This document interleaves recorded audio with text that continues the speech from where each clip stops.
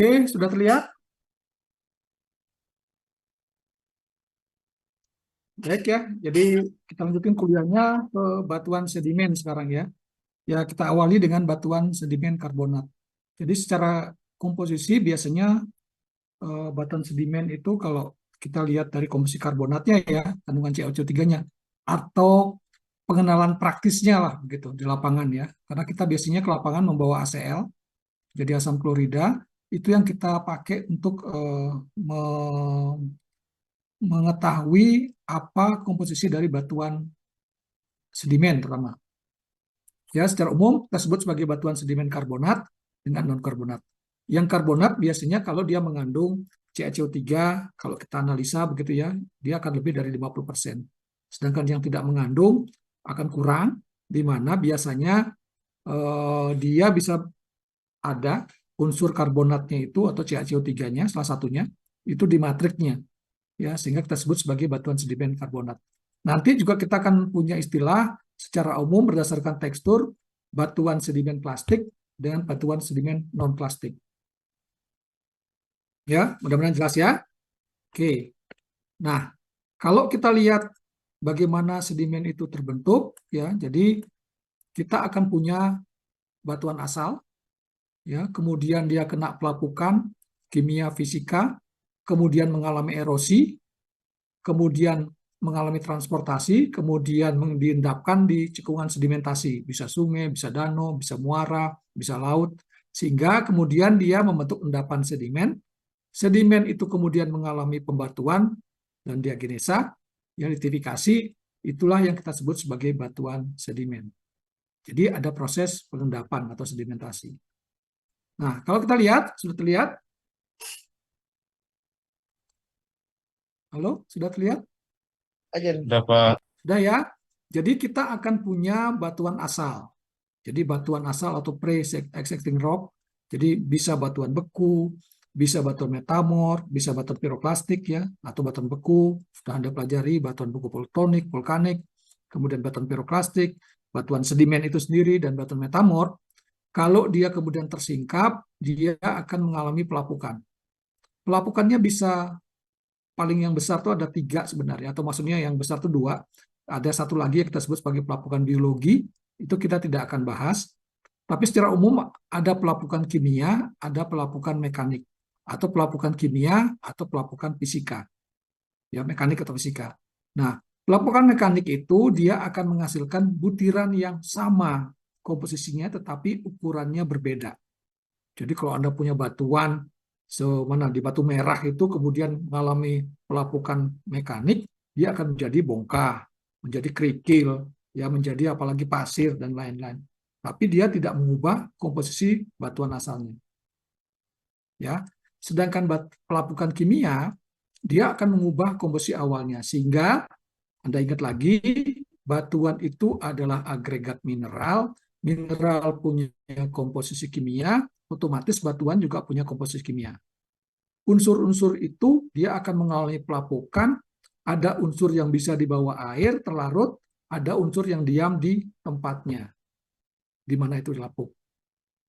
Ya, nah unsur-unsur itulah kalau misalnya berkaitan dengan logam itu akan menjadi pengayaan di situ. Itu akan ditambang besi misalnya, nikel misalnya, dan lain-lain. Unsur yang terlarut itu, yang dissolved ion itu, kemudian mengalami apa? Ya, dibawa oleh, ditransportasi oleh media airnya, sedangkan yang tidak terlarut, dia akan tersimpan di situ yang kita sebut sebagai soil atau tanah sebenarnya.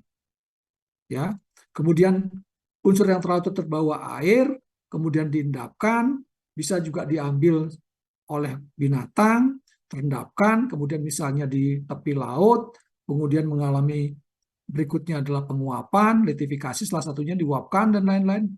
Kita akan ketemu yang kita sebut sebagai endapan evaporit. Atau dia diambil oleh makhluk hidup, oleh koral, oleh ganggang, dia akan menjadi batu gamping, CaCO3-nya, Ca dengan CO2-nya. Atau SiO2-nya diambil oleh binatang yang kita sebut sebagai ladularia, kita sebut sebagai rijang. Jelas ya?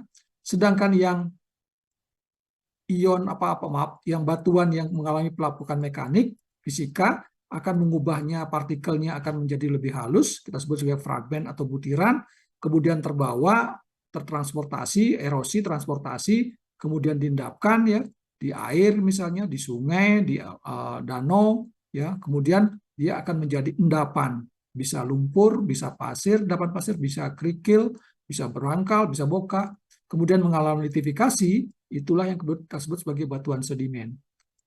Kalau ukurannya mud, lano atau lempung, kita sebut sebagai batu lempung. Kalau ukurannya lano, kita sebut sebagai batu lano. Kalau ukurannya sand atau pasir, kita sebut sebagai batu pasir. Kalau ukurannya gravel dan bentuknya membulat, kita sebut sebagai konglomerat. Kalau dia bentuknya menyudut, kita sebut sebagai breksi.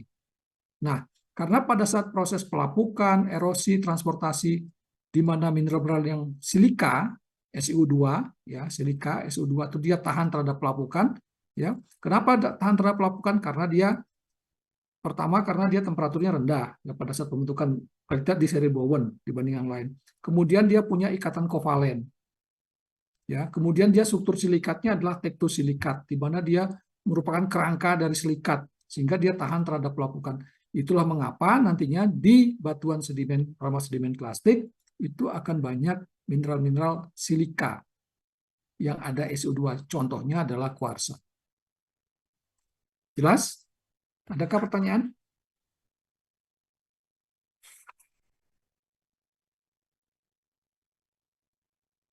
Ada pertanyaan? Jelas, Pak.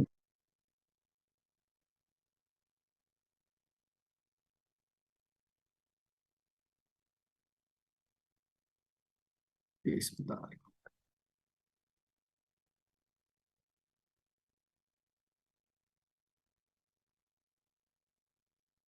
Oke, ya, lanjut lagi.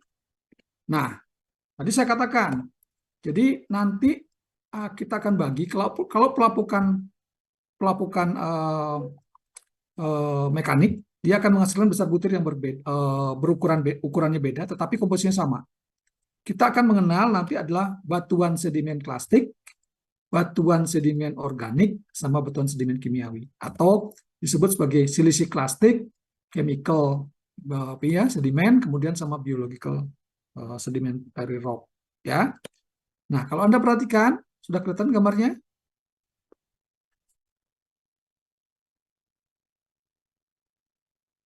Sudah? Udah, Pak. Sudah ya. Nah, kalau Anda lihat itu batuan sedimen klasik misalnya konglomerat. Ya, Anda kelihatan ada butiran, ada fragmen, ada yang kecil-kecil. Sedangkan organik Anda lihat sebagai batu bara. Ya, kimiawi biasanya Anda lihat sebagai contohnya garam dapur ya, batu garam. Itu adalah yang kimiawi. Ya, sehingga kalau kita lihat secara tekstur, kita akan bedakan dua, sedimen klastik sama batuan sedimen non klastik. Oke, sampai sejauh itu ada pertanyaan?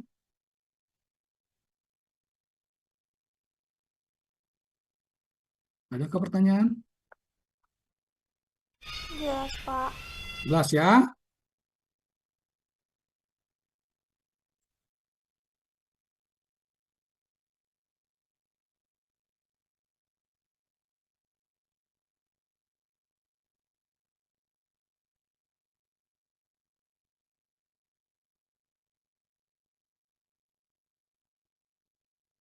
Oke ya. Jadi kalau kita punya batuan sedimen klastik, biasanya nanti apa namanya yang kita lihat apa? Ukuran butirnya, kemudian atau fragmennya, kemudian ukuran atau bentuk butirnya, kemudian pemilahannya, kemudian bagaimana keseragaman butirnya, kemudian kemasnya. Sedangkan untuk batuan non plastik, kita akan lihat biasanya umumnya dia kristalin, umumnya, tapi bisa juga organik. Kalau dia kristalin, biasanya ukurannya kristalnya relatif sama. Ya, kita akan lihat sekarang. Ya, jadi contohnya misalnya silsiklastik itu adalah, jadi ada batu pasir, konglomerat, ya, ada serpi. Yang biologi misalnya ada limestone, ya, ada rijang, ada batu bara. Yang kimia itu adalah misalnya golongan fluorit disebut sebagai batu garam. Ya, nah, kalau kita punya ukuran batuan sedimen klastik, kita akan menggunakan ukuran butir dari skala Wentworth. Pernah dengar skala Wentworth?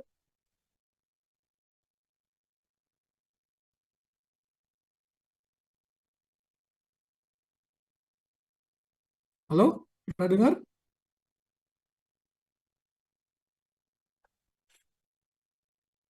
Ya, halo, halo, Iya, mahasiswa? Pak. Pernah dengar di mana skala Wentworth?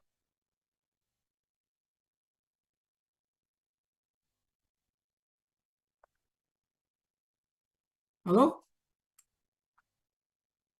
skala Wentworth di mana? Pernah dengar? Geologi fisik pernah? Halo, mahasiswa kedengeran nggak suara saya? Mahasiswa Ingat, Pak. Iya, Pak. Kedengaran, Pak. pernah dengar skala Wentworth? Skala ukuran butir Wentworth di mana sebelum kuliah ini? Halo, di mana? Klasifikasi pengembangan material sedimen, Pak. Iya, di mana? Geologi Di kuliah apa? fisik. Geologi fisik. Oke, ya. Oke, nanti Anda bisa coba ini ya, ingat-ingat lagi ya. Nah, kalau kita lihat ya, kita akan bagi, ada kelasnya itu adalah kita sebut sebagai boulder, cobble, pebble, granul. Boulder itu bongkah, berangkal, kerakal, kerikil. Kemudian pasir, kemudian lano, kemudian clay. Clay itu adalah lebih kecil dari ya 1,256. Anda boleh bagi 1/256 mm. Sudah? Lano itu 1/256 sampai 1/16. Kemudian 1/16 itu sampai 2 mm itu adalah pasir. Kemudian 2 sampai 4 itu adalah kerikil. 4 sampai 64 itu adalah eh, kerikil kerakal. Kemudian 64 sampai 256 mm itu adalah berangkal. Kemudian lebih dari 256 mm disebut sebagai bongkah. Ya, itulah skala Wentworth ya, itu umum ya. Oke. Nah, kemudian kita lihat size dari partikelnya, kita lihat kebundarannya. Jadi kita akan kenal ada yang rounded, ada yang angular, ada yang tengah-tengah, subangular, subrounded ya. Kemudian kalau kita lihat dari sphericalnya, jadi bentuknya ya, yang rounded itu bisa membulat gitu, bisa juga lonjong. Kalau lonjong berarti tidak bagus sphericity-nya. Jelas ya? Oke.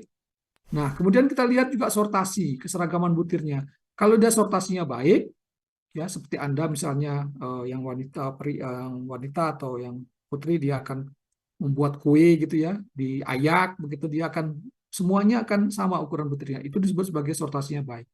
Tetapi begitu dia ukuran butirnya tidak ada, ya, atau misalnya ukuran butirnya berbeda, itu kita sebut sebagai sortasi buruk, kesamaan besar butir. Ya. Kemudian yang lain satu lagi kemas. Kalau dia kontak antar butirnya, antar fragmennya dia tidak bersentuhan, kita sebut sebagai kemas terbuka.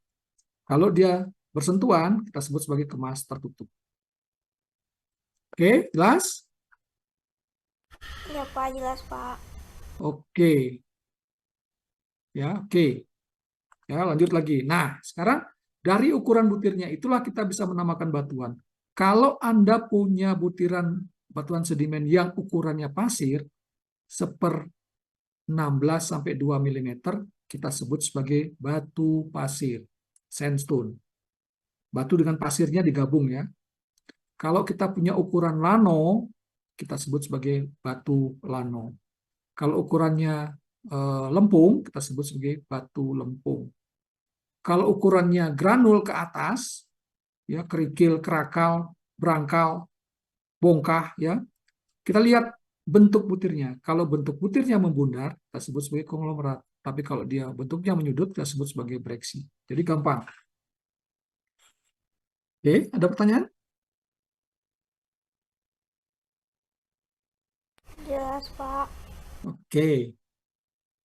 Gitu ya. Nah, tadi saya katakan bentuk butir itu penting kalau dia ukurannya kerikil ke atas. Kalau dia membundar lebih dari 2 mm, kita sebut sebagai konglomerat. Tapi kalau dia menyudut, kita sebut sebagai breksi. Ya. Oke. Nah, terus pemilahan. Kalau dia terpilah baik, ukurannya sama, tapi dia ukurannya beda. Ada sesuatu yang isinya. kita sebut sebagai terpilah buruk.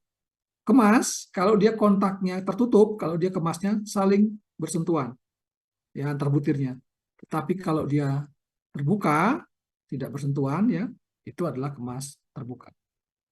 Oke, ada pertanyaan?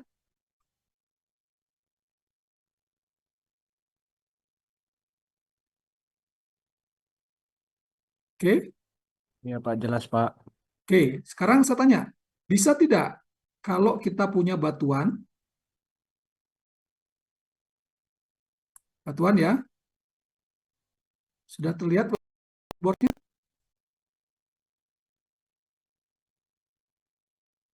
Sebentar, lagi loading nih.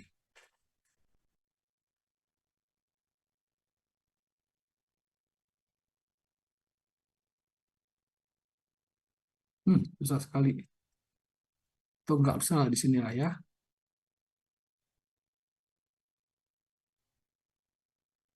Oke, bisa nih. Kalau kita punya ya terpilah baik, kelihatan nggak gambarnya?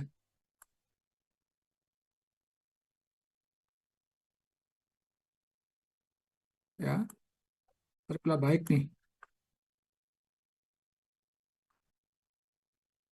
Ya, tapi kemasnya terbuka, bisa nggak?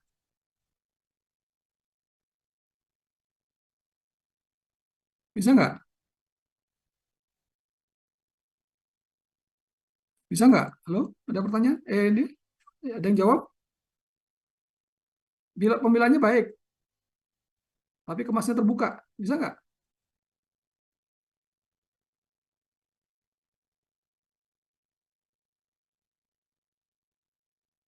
Halo, mahasiswa?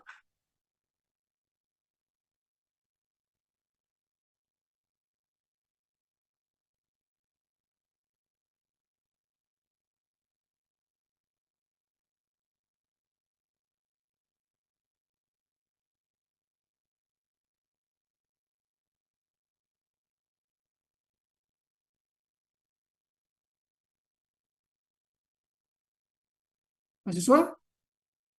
Halo? Kedengeran nggak suara saya? Iya Pak, terdengar Pak. Bisa nggak kalau dia kemasnya terbuka begini, terpilah baik, kemasnya terbuka, bisa nggak?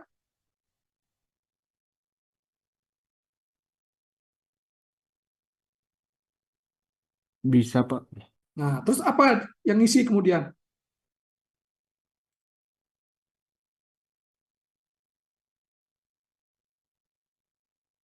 Apa yang ngisi? Apa yang ngisi?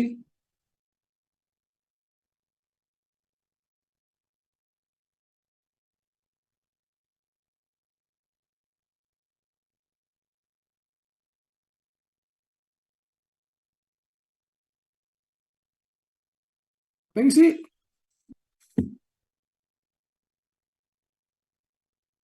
Kalau terisi matrik nih, ini ada matrik kecil-kecil gitu. Itu ya, ukurannya beda nih. Kemasnya tertutup jadinya. Tetapi pembilahannya buruk tuh. Jelas kalau udah matrik.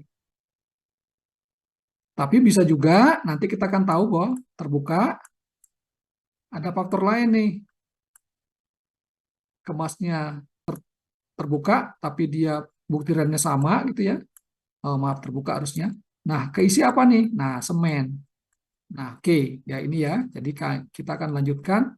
Ya, jadi kalau kita belajar sedimen plastik ya, sudah terlihat gambarnya?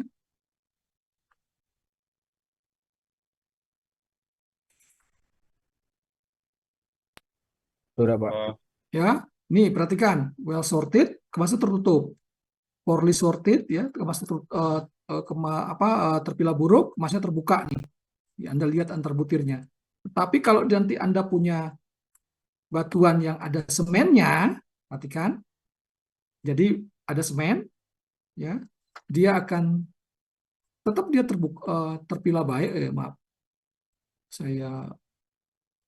Jadi misalkan Anda punya batuan, butiran gitu, kemasnya terbuka, ukurannya sama, Oke, gitu ya. Ini ya. Oke lah ya.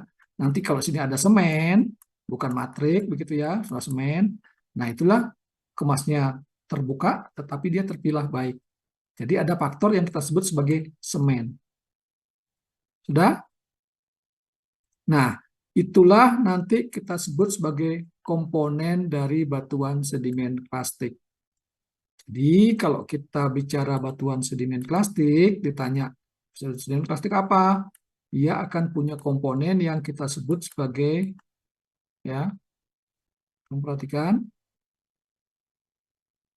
ada yang kita sebut sebagai grain, butiran atau fragmen, ada yang disebut sebagai matrik, ada yang disebut sebagai semen. Satu lagi biasanya ada porositas, ya, karena kita biasanya berkaitan dengan fluida, ya. Grain, fragmen dengan matrik, bedanya apa? Kalau grain itu kerikil, ya pantas-pantas matriknya lebih lebih kecil ukurannya, pasir, lano, lempung. Kalau dia grainnya itu atau fragmennya ukuran pasir, namanya batu pasir, ya pantas-pantasnya matriknya lebih halus lagi, lano atau lempung. Kalau lano mungkin lempung, tapi kalau lempung ya tidak akan ada matrik. Semua materialnya adalah berukuran lempung. Jelas? Ya Pak, jelas Pak. Jelas ya? Jadi itu. Nah, kalau kemudian kita lihat ya, fragmen grain ya dan matrik itu kita sebut sebagai komponen yang sifatnya alogenik. Maksudnya apa? Dia terbentuk dari apa? Dari batuan yang mengalami erosi tadi, pelapukan kimia, pelapukan mekanik dan lain-lain, kemudian terutama pelapukan mekanik. Dia sifatnya adalah alogenik. Sedangkan semen, ya, komponen dari batuan sedimen plastik itu sifatnya dia otigenik. Dia terbentuk di lingkungan di mana proses pengendapan itu terjadi. Jadi grain dengan matrik, terutama grain, kita akan bisa kalau Anda tahu grainnya, misalnya Anda dapat kuarsa, begitu, oh berarti sumbernya itu banyak batuan kuarsa, banyak mineral kuarsa. Kalau sumbernya banyak batuan metamorf misalnya, yang banyak ada skisnya, misalnya ada skis mikanya, oh banyak mikanya nanti. Gitu. Itulah disebut sebagai komponen yang bersifat alogenik. Dia berasal dari luar cekungan sedimentasi atau berasal dari batuan asal yang mengalami pelapukan, mengalami proses sedimentasi. Jelas? Halo, jelas? Jelas, Ya Pak, Pak. jelas Oke. Pak. Sedangkan semen itu akan terbentuk di lingkungannya. Kalau lingkungannya misalnya oksidasi, dia akan terbentuk semen yang berwarna merah, oksida besi. Kalau lingkungannya reduksi, dia akan terbentuk apa? Pirit misalnya, sulfida. Jadi ada sulfur dan lain-lain. Warnanya gelap biasanya, atau ada batu bara dan lain-lain. Ada organik materialnya. Sedangkan kalau misalnya banyak silika, misalnya dia akan ada semen silika. Kalau dia di laut yang dangkal, yang bagus ya, akan banyak dia ada karbonat, CaCO3. Jadi semen itu akan menunjukkan dia lingkungan pengendapannya. Hanya masalahnya, pada saat Anda melihat pengamatan petrografi megaskopis, itu Anda sulit membedakan antara matrik dengan semen. Jelas? Jelas? Adakah pertanyaan? Pak. Jelas ya? Oke, yang lain adalah porositas. Jadi porositas itu dia bisa primer bersama dengan pembentukan, bisa sekunder. Ya, biasanya porositas kita akan lihat ya, ada yang mengatakan baik, sedang, buruk ya, tapi nanti kita bisa lihat kalau di sayatan tipis di pengamatan mikroskopis kita akan bisa lihat ya lebih detail lagi. Sayangnya untuk teknik geofisika tidak akan diberikan pengamatan di bawah mikroskop. Ya. Oke, lanjut lagi. Nah, bagaimana kalau dia batuan sedimen kimiawi? Nah, batuan sedimen kimiawi contohnya adalah batu garam. Dia akan berkaitan dengan proses apa? Penguapan, evaporasi. Itu mengapa batu garam biasanya kristalin. Ya, kalau Anda nggak percaya, lihat aja garam ya. Dan sering sekali dia monomineral. Apa mineral batu garam? Ada yang tahu? Mineral batu garam apa?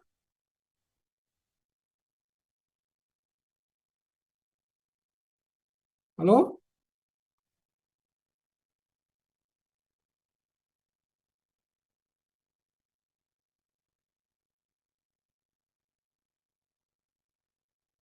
Halid, Pak. Halid. Rumus kimianya apa?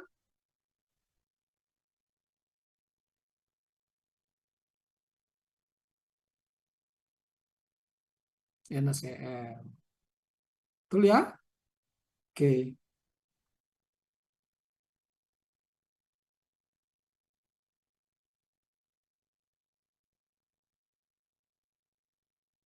Oke, mudah-mudahan jelas ya. Oke, nah, kalau kita belajar batuan sedimen, kita juga tidak akan lepas mempelajari yang namanya struktur sedimen.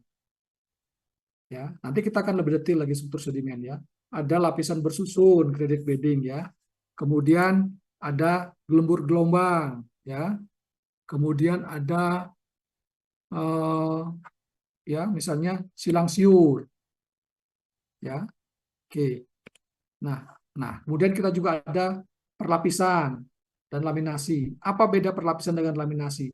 Jadi kalau perlapisan itu biasanya ya jarak ininya nih, perhatikan jarak ininya itu adalah lebih dari 1 cm. Tapi kalau dia kurang dari 1 meter, dia kita sebut sebagai laminasi atau laminasi ya, paralaminasi. Ya, bedding lapisan kalau dia lebih dari 1 cm, sedangkan kalau dia laminasi dia kurang. Oke, kita akan lihat sekarang.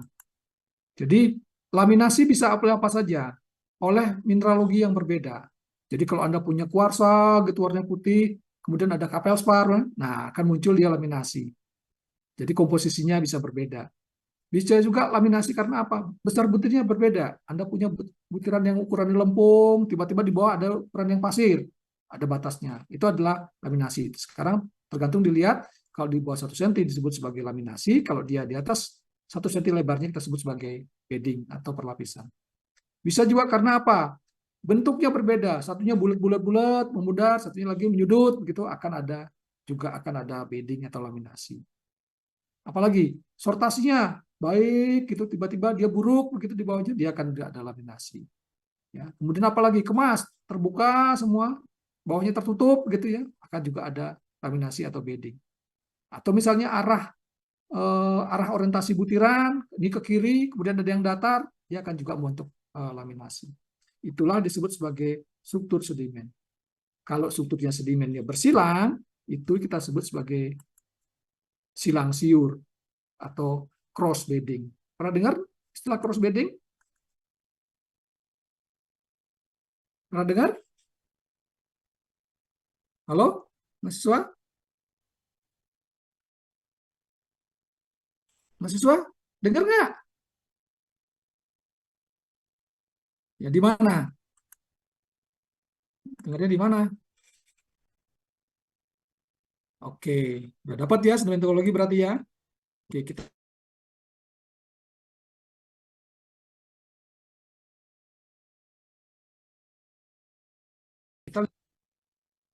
lihat ya.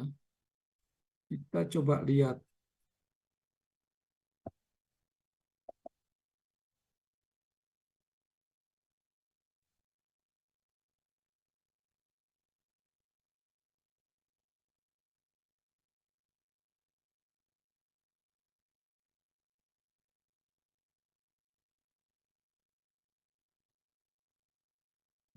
Tunggu sebentar.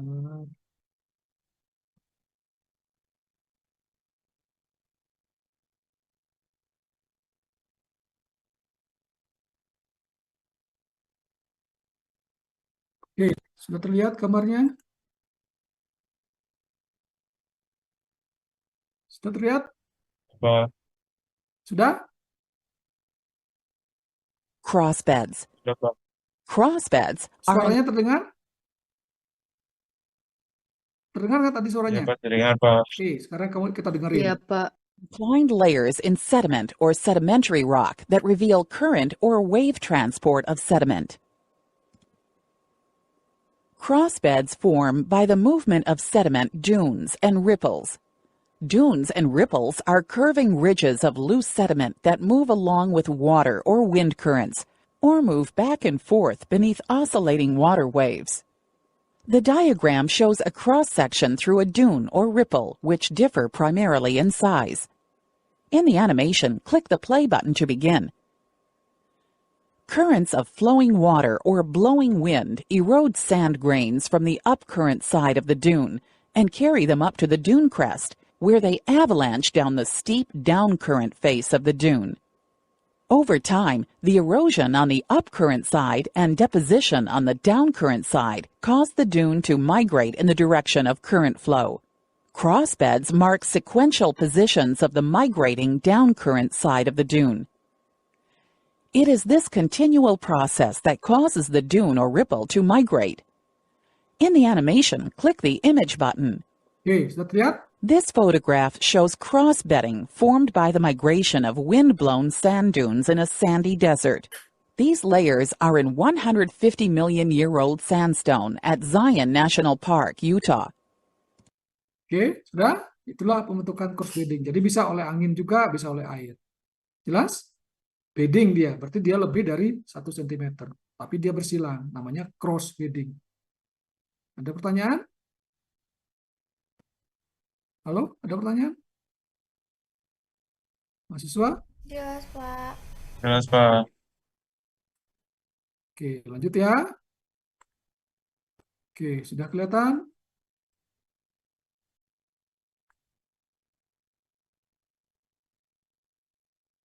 Oke, jadi macam-macam ya, bisa membentuk bedding itu atau lapisan ya.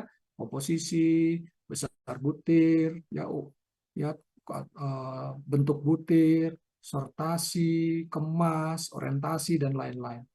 Ya, oke. Nah, berikutnya kalau sedimen itu sudah ada, dia akan mengalami litifikasi. Salah satunya misalnya Anda punya batuan atau endapan mengalami kompaksi. Ya, kalau Anda perhatikan dia mengalami kompaksi ya, dari misalnya dia kemasnya terbuka menjadi tertutup ya, tertutupnya kemudian titik ya pertemuannya, kemudian jadi seluruh mulai butirannya mulai memanjang sampai dia kemudian terbentuk kristal baru. Itulah proses-prosesnya diagenesis. Ya, biasanya diagenesis ini akan penting kalau nanti Anda berkaitan dengan studi mencari fluida, misalnya mencari minyak. Ya. Dan sering sekali diagenesis ini akan lebih powerful kalau dilihat di mikroskopis. Ya, agak susah melihatnya kalau di mikroskopis. Oke. Nah, oke.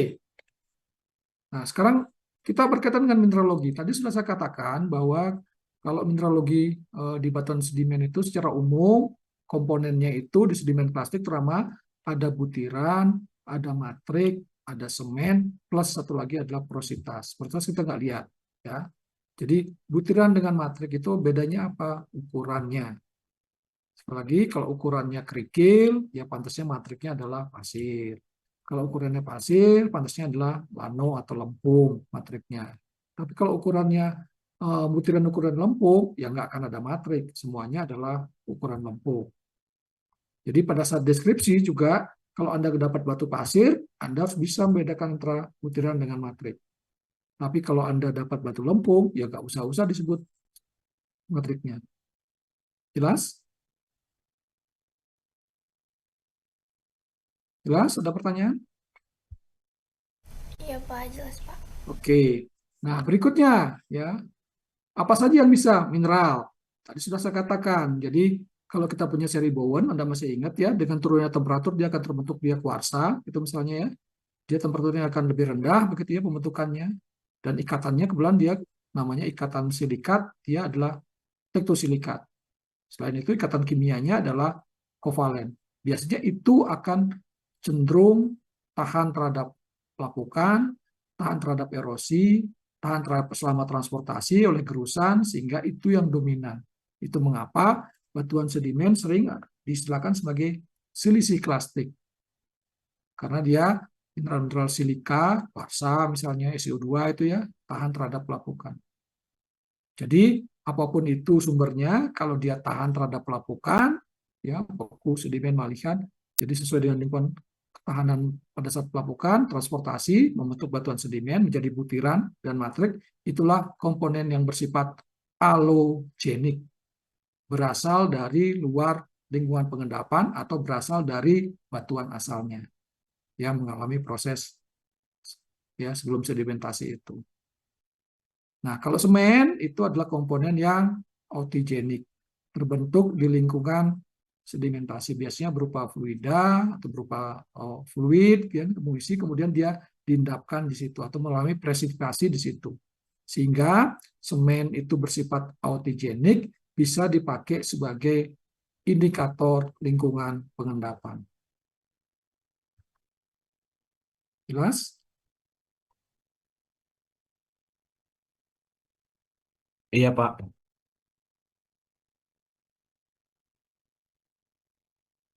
Oke. Ya, nah ini contohnya. Sudah kelihatan? Udah, Pak. Oke. Jadi sifat fisiknya akan sama.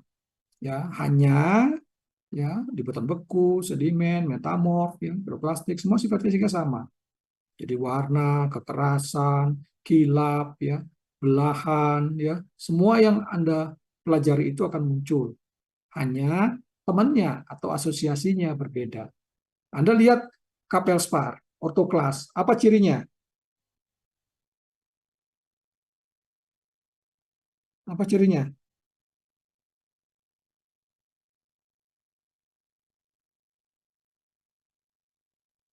Halo? Kelihatan nggak gambarnya?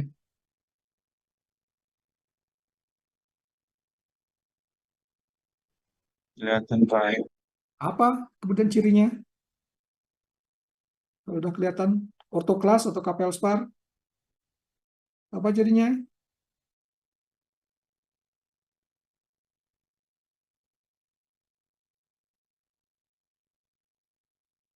Apa cirinya?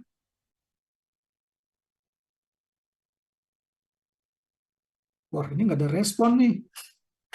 Kedengeran nggak suara saya? Gambarnya kelihatan nggak? Kelihatan, Pak. Ya, terus apa ciri ortoklas? Ortoklas felspar di gambar ini.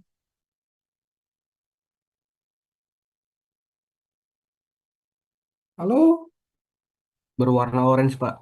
Orange. Terus, kilapnya. Kilap kaca, Pak. Terus, ada belahan nggak? Belahan Ada, itu Pak. kok terlihat kalau dia punya bidang datar, ada bidang planar yang sejajar. Ada nggak? Ada itu ya. Anda Ada, lihat Pak. lagi deh, ya. Kemudian kalau kuarsa, apa karakternya di sini?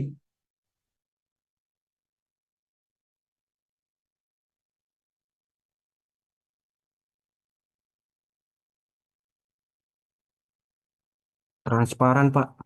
Kok transparan? Bener transparan itu. Kamu bisa lihat itu transparan. Kamu ngerti, ngerti yang namanya transparan? Kamu bisa lihat nggak di belakangnya itu ada apa? Kalau dia transparan, kelihatan nggak di belakangnya?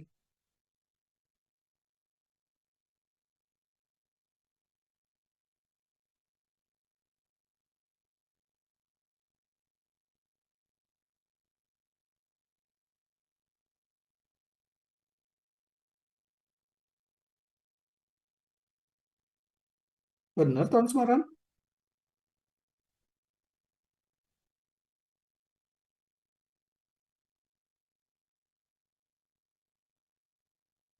Halo? Bener transparan. Coba sifat fisik yang lain apa? Kilap kaca, Pak. Gelap kaca, betul. Terus lagi yang kelihatan. Ada belahan nggak? Ada, Pak. Ada betul. Nggak ada, Pak. Apa terus? Yang dibilang tidak ada, adanya apa terus? Wah, ini kalian berarti ditinggal begitu ya. Fracture, Pak. Konkoidal. Fracture-nya apa? Konkoidal, Pak. Conchoidal fracture. Itu siapa yang bilang ada belahan itu? Ya, Anda nggak pernah belajar lagi tuh. Ya, kalau olivin, apa cirinya? Warna hijau, Pak. Warna hijau, lihat berbutir begitu. Ya, nah itu ulang-ulang lagi ya. Saya tidak akan bahas ulang lagi di sini nih. Ya, oke, ini gipsum misalnya. Ya, oke, kilapnya mungkin tidak terlalu kaca sekali ya, agak resin begitu. Ini kalsit ya, robohedral. Apa khasnya kalsit? Salah satu sifat optiknya apa? Kalsit punya apa? Halo, mahasiswa? Punya apa?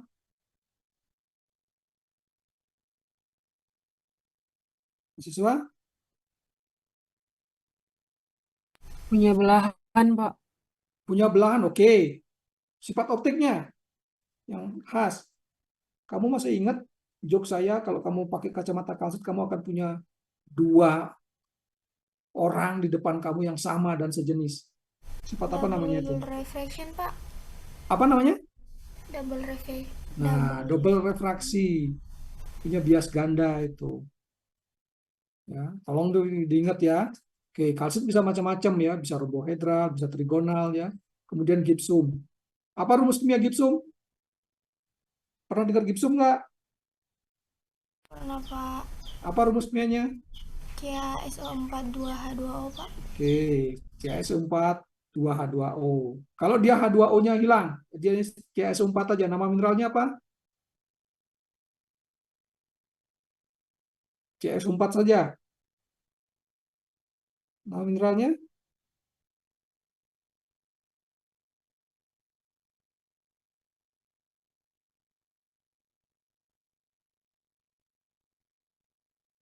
Apa?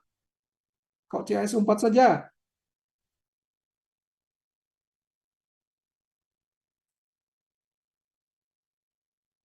Halo, mahasiswa?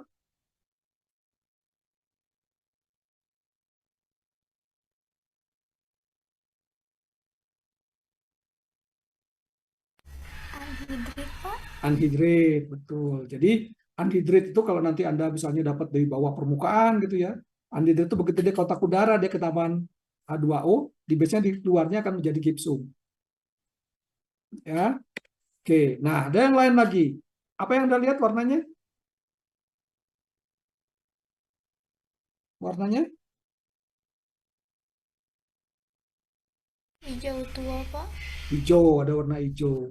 Apakah ini olivin? Kan sama-sama hijau.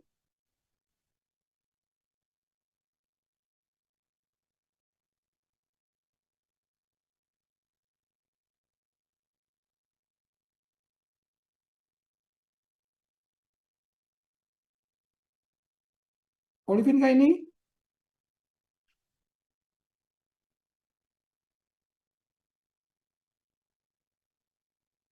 Oke. Olivin kah? Kan berbutir juga nih.